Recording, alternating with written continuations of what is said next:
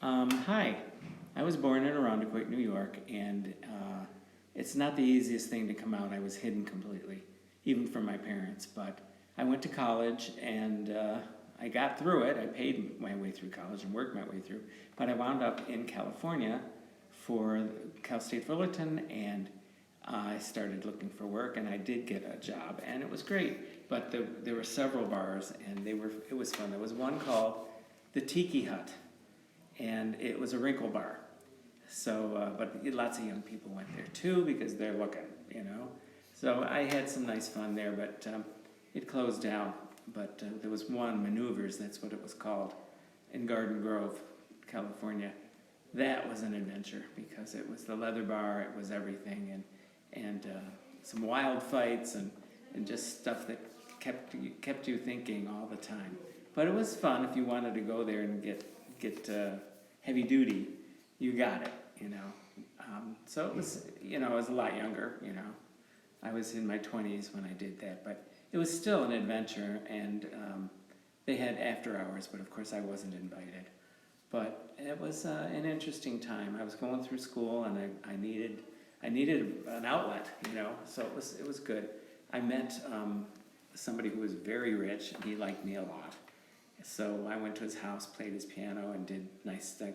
I actually met Elvira. She was at the party that I went to, but it was Cassandra Peterson.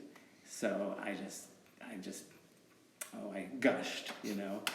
What are you gonna do? She's there, and she's real, and she wasn't in her costume, but you can see how she filled it anyway. So that's what everybody thinks about Elvira.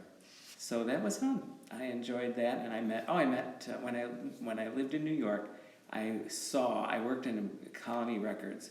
I'm backing up a little bit. This is before California, but I saw Bette Midler and Barbra Streisand come into the store, and Streisand was like big floppy hat, and she just kept her head down. But it went out. The signals went out to all of us.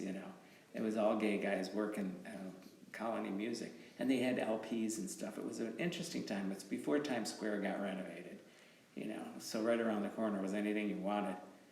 But that was cool because with Bette, I can't believe I did it. I had to get up and say hello to her.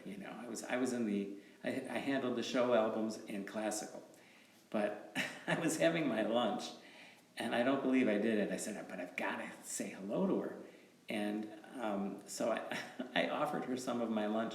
And it was cheese. I had little cheese cubes. And I said, would you like some cheese? And I thought, oh my gosh, she was very nice, and she laughed a little bit. So I got to at least meet her and say a couple things to her. Streisand left immediately when the word went out. All of us employees, we have gaydar. So it was fun, but she just fled. So it was tough coming out, but out in California it was a lot easier because there were connections and stuff. So I'm the late bloomer, I had to be cautious, but it was rewarding at times. So that's my coming out story.